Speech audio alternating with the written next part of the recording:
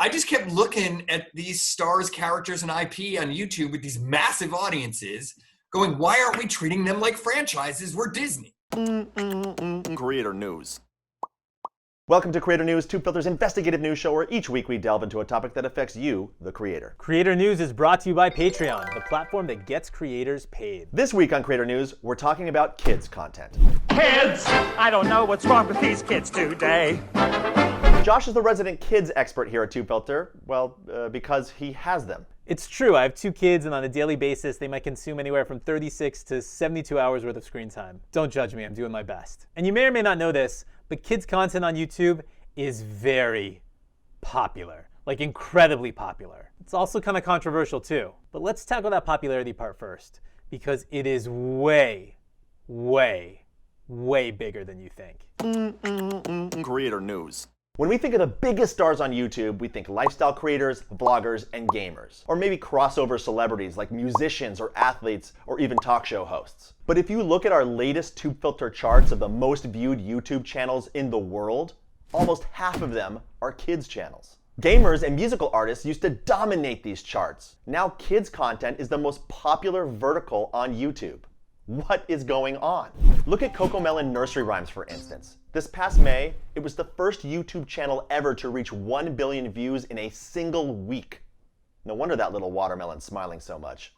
I'll say that again, 1 billion views in a single week. But this isn't anything new. Kids content has always been a major part of YouTube. As far back as 2013, Disney Collector BR was topping Tubefilter's most viewed YouTube channels charts, getting tens of millions of views a week, which was a lot back then.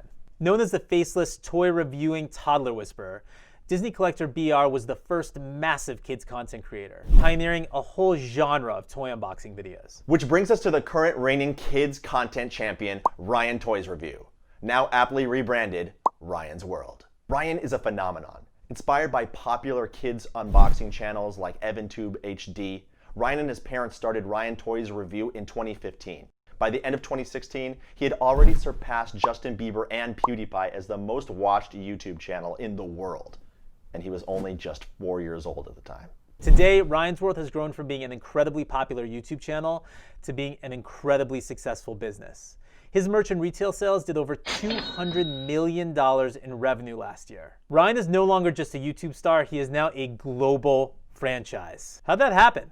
My name is Chris Williams. I'm the founder and CEO of a company called Pocket Watch. As the former chief audience officer of Maker Studios and the GM of Disney's online originals, Chris Williams has taken the Disney playbook and applied it to this new breed of digital stars. Why aren't we treating them like Mickey Mouse or Star Wars? Why aren't we treating them like true global kids franchises and extending them into all of those areas that we think about when we think about franchises, like consumer products and games and books and theme park rides? Yeah, forget putting YouTubers on billboards. How about your own balloon in the Macy's Thanksgiving Day Parade? Superhero Red Titan, the brave and kind alter ego of Ryan from Ryan's World, who at 9 years old is a titan of the industry. Exactly. Ryan's World has over 10,000 licensed products from at least 105 manufacturers, ranging across everything from arts and activities, compounds, electronic games and puzzles, outdoor games and activities, party goods, drinkware, home textiles, decor furniture, apparel, band-aids, bed sheets, masks, and way more. Ryan's World products are distributed and sold in at least 30 countries at over 125,000 storefronts, including huge chains like Target and Walmart. Ryan's World was the basis for Hardee's and Carl's Jr. Star Pals Kids Meals, Kellogg's cereal. I can even give you a, this is how you know it's for real, right? And this is in addition to the apps, games, books, original series, and television specials. Altogether, it adds up to a lot. From a retail perspective, by the end of this year, we are on track from first product launch, which was summer of 2018, right? Very first product at Walmart, to the end of 2020, we're projecting over $500 million at retail. $500 million. Wow, well, okay. So as much as we'd like to speculate how Mr. Beast may become YouTube's first ever billionaire, this 9-year-old may already be halfway there. The crazy thing about the kids content space on YouTube is that Ryan's not the only one.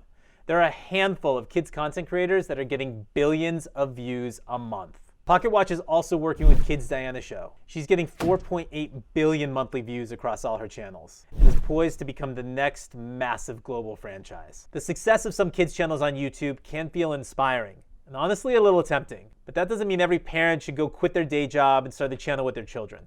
I wouldn't be a responsible father if I didn't mention kids channels on YouTube are fraught with controversy. Back in 2017, Tubefilter was the first to cover this new oddball trend that featured adults dressing up in superhero costumes and acting out inane skits for kids. The videos were originally pretty innocuous, but over a short period of time, they got progressively crude, disgusting, and incredibly inappropriate for children. But these videos were still incredibly popular. That's most likely due to the fact that the adults were wearing costumes like Spider-Man, Elsa, and Olaf from Frozen. They got picked up in the YouTube algorithm, started getting a ton of views, and skyrocketed up our Tubefilter charts. Webs and Tiaras, arguably the most popular of these bizarre superhero channels, garnered more than 100 million views per week and amassed over 4 billion views in just a year. The channels have since been terminated for violating YouTube's community guidelines. But H3H3 has posted an excellent takedown of this phenomenon, in which you can see some of these disturbing videos. The weirder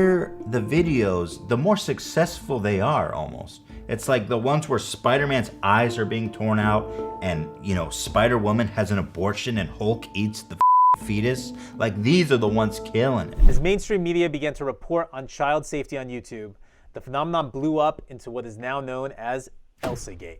Shocked that their ads were running against these disturbing videos, brands pulled out of their campaigns on YouTube, prompting YouTube's global head of family and learning to post an open letter outlining steps to protect its youngest viewers from exposure to inappropriate content. YouTube responded by mass deleting Elsagate channels and videos, but ran into another problem when in 2019, YouTuber Matt Watson uncovered swarms of inappropriate comments on videos featuring young kids.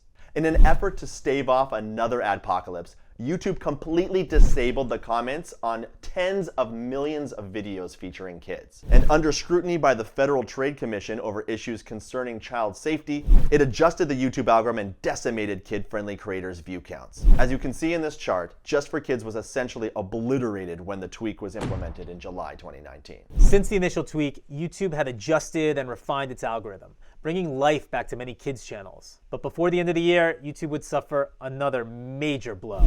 The FTC and the New York Attorney General alleged that YouTube collected kids' personal information without parental consent, and YouTube settled with a record $170 million payment for the alleged violations of kids' data privacy law, COPPA. As a result of this settlement, YouTube fundamentally changed the way in which kid-directed content is treated on YouTube. Now creators are required to self-report videos that have kid-friendly content on every video that they upload. So what does that mean? It basically means that kids' channels can't run targeted ads anymore, and targeted ads are way more valuable. So what it really means is that kids' content on YouTube saw a 60% to 90% drop in their YouTube AdSense revenue overnight.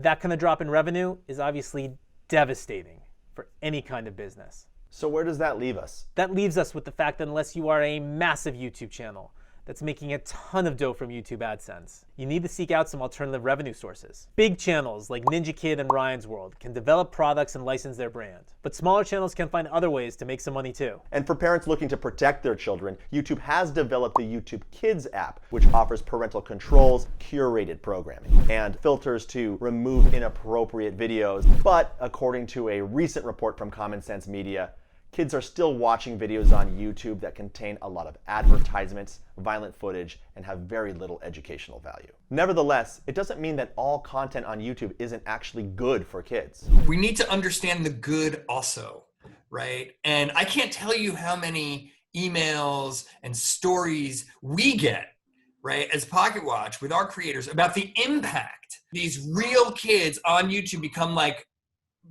best friends that help other kids like push through obstacles in their own lives, and they model good behavior that the kids are then embracing. It seems that for now, parents are still just going to have to be parents and continue to monitor what their kids are consuming like they always have been. Still part of the job description, right, Josh? Josh? I'm with my kids.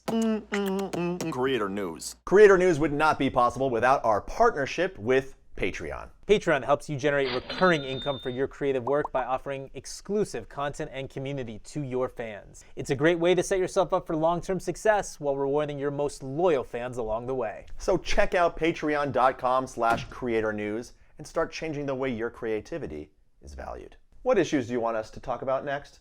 Put it in the comments. And If you like this video, subscribe. ring the bell. And if you dug this, please send it around to your fellow creators and online video professionals. I am Drew, And I'm Josh. and this is Creator News. Watch the Streamies, and we will see you next week. Creator News.